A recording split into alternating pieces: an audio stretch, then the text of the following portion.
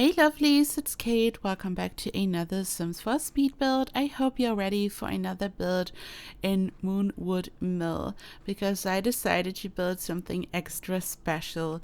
I built two houses on this 30 by 30 lot, and one is the house of a vampire and the other one is the house of a werewolf. We all know that vampires and werewolves don't really get along, and I think it's super fun to build houses for both of them on one lot. You can here see how I'm creating the shape of the house. So my idea was to have two separate houses, and I wanted to have a similar style when it came to the shape, and I decided to build a bridge at the top, as you can already see here, and the bridge is connecting both lots. I'm going to use a fence and a gate, so you could simply lock the gate if you really want to keep them separate, but I thought I just need some type of connection for the build, so it's kind of more fun. I wanted this to look a bit whimsical, maybe a bit medieval. I wanted to have this very slim yet tall shape for both builds, and the vampire house is a bit bigger. It's the one on the right side, and the werewolf house is a bit smaller. So now we got the werewolf pack, so I was of course able to use all the stuff from the new pack for the werewolf house to have the correct aesthetic. And for the vampire house, I used the vampires pack, so it really looks like a vampire house. Of course, I also had to dive into debug for this build. The new pack has amazing stuff in debug, and I used these columns that you can see here, or fence posts, to create, well, I would call it a custom cobble maybe. I just wanted that to be support beams below this bay window, and I used two for this. I just rotated them and brought them into the correct position. At first I wasn't really sure where and how to place them, so I'm eventually going to just put them to the side, and later on I'm going to find the perfect spot. And here I'm already decorating the werewolf house. I'm using the windows from the new pack, the new columns. There are amazing swatches. I really love the new columns, which have this really rundown look, so you can see the actual wood color below and the paint is shipping, and it just looks so amazing, and I just love them. Like, all swatches are amazing, but this one might be my favorite. I also used this roof swatch, and I've noticed the roof swatch is kind of really fun looking. Like, in some areas it almost looks translucent. Like, I noticed this when I was working on the trailer park that I had created recently, and all the swatches are really fun.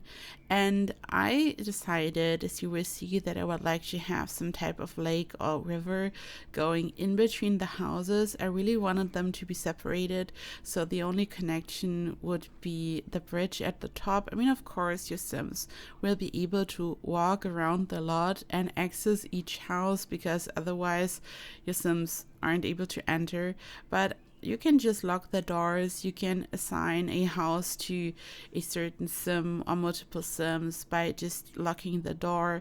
You could use the roommate feature. In my last video I was talking about the roommate feature, and I said that it's from Eco Lifestyle, but apparently it's from Discover University, which makes much more sense. So thank you so much for correcting me. I totally forgot.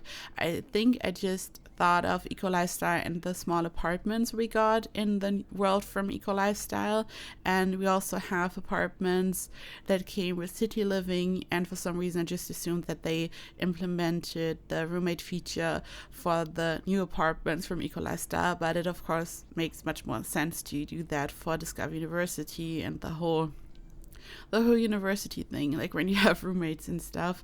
And you could also use this feature, and I'm still not sure if it's part of the base game, if they kind of patched it in. And yeah, you can just, there are just different ways to use a lot like this. And the thing is, I have rarely built houses like this or builds like this where you have multiple houses on one lot, and recently I've created so many, like the trailer park, the suburban community, and now this one. I don't know, but for some reason it just happens. It's just so much fun to try something new and to use the new pack. And here at this point I already created the hole for the river or the lake. I of course used the terrain tools for this, I don't think I'm over the point where I'm forgetting about the pond tool feature, because after they patched it in, for some reason I forgot about it all the time, and I still used pools to create some rivers and stuff. But now I think I got the hang of it, and I'm using the terrain tools and the pond feature. And the thing is, it's of course still cool to use a pool, make it look natural, because your Sims will be able to swim in it and they won't be able to swim in a pond.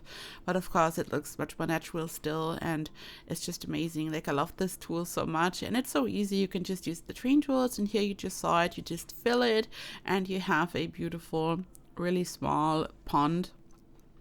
And this way both lots are separated a bit. I think it just looks much cuter to really have the separation at the bottom, and this way the bridge makes much more sense. I didn't just want to put a fence in the center. This lot is relatively small. The houses are small as well, which is why this is working, but I really did not have enough space to create a big lake or pond or something. This is just a 30 by 30 lot, so I was really limited with what I could do, but I really wanted to build on different lots this time around. And I have to say, there aren't any trees blocking the view. It's really amazing to build on these new lots. This is the fourth lot I'm working on in the new world, and I wasn't running into any issues. Like, whenever a new pack comes out and I take a look at the new world and the lots, most of the time I don't even know where to build and what to do, because there are trees in the way, the background is weird, and I'm not sure what to do.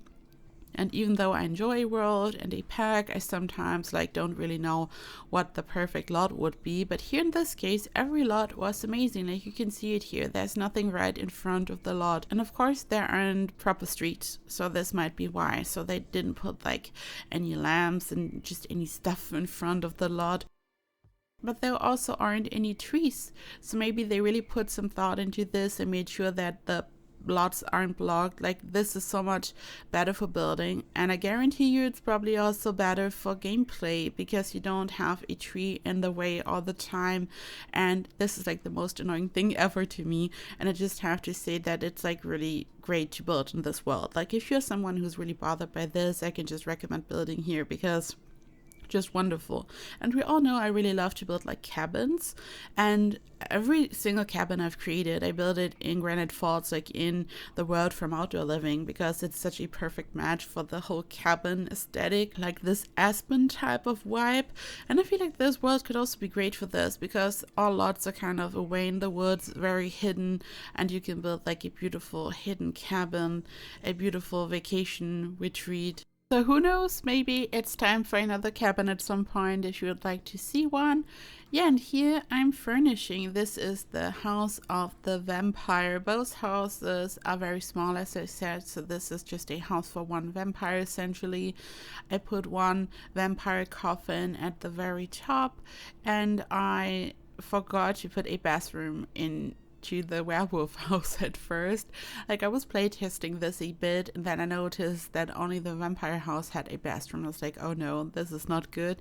And then I was really running out of space, and I thought, okay, we want this to look really run down and just the whole vibe of the pack, and a beautiful, I mean, not beautiful, but a perfect house for a werewolf and stuff. And then I thought, okay, it's run down, it's a bit out of the ordinary, so why do I need a proper bathroom? So I simply put one of the showers from Discover University into the living room area essentially, and I used one of the bushes from the werewolves pack, which is also a toilet, in the front yard, if you want to call it a front yard, because it's just a hot mess, because there's trash everywhere. So I figured this makes sense. The vampire has this very perfect, beautiful bathroom, and generally such a nice house. When you look at this, it's really nice and neat and a bit luxurious, because vampires are rich most of the time, and the werewolf house is just a hot mess.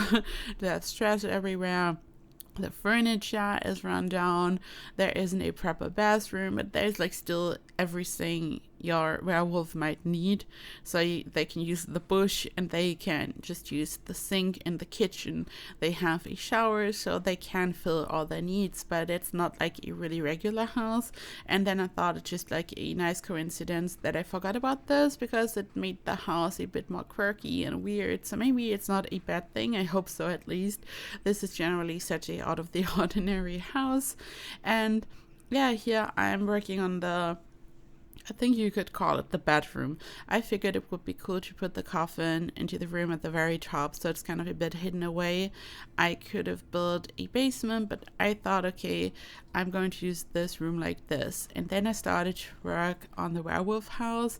You can here see it. I wanted everything to look a bit random, and I used ladders for this house. The vampire house was big enough to use some proper stairs, which also made it look more like a proper nice house, like a really nice small house.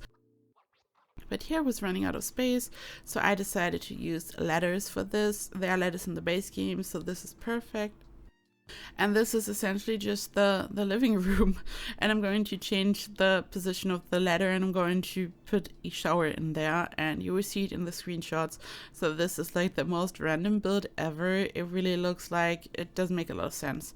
And I think it's cool because you have the contrast on one lot between this house and the house of the vampires. So it's cool. And yeah, they're like really just like neighbors from hell. They won't really like each other. They won't get along, but they live next to each other, and they kind of have to make the best out of it. And it might be fun to have some cool storylines like this. And this is it. This video is coming to an end. Here you can see lots of screenshots. You can grab this build from the gallery. My ID is KateEmerald. And you can also grab the trade files from my Patreon. And speaking of which, it's time to thank my wonderful Emerald Patreons. A big thank you to Misty, Asia, Emma Barnes, Lisa Martin, Miku GDJ, Saturated Spark, Shanna McClam, Talena Lynn, Stephen, and Tina Turner. Thank you so much for your huge support. Thank you to all my other Patreons, and a big thank you to anyone who watches my videos. I love you all so much. I hope you enjoyed this video. I hope your Sims might enjoy this build, and I just wish you a perfect day. I hope I see you in the next video. Bye bye.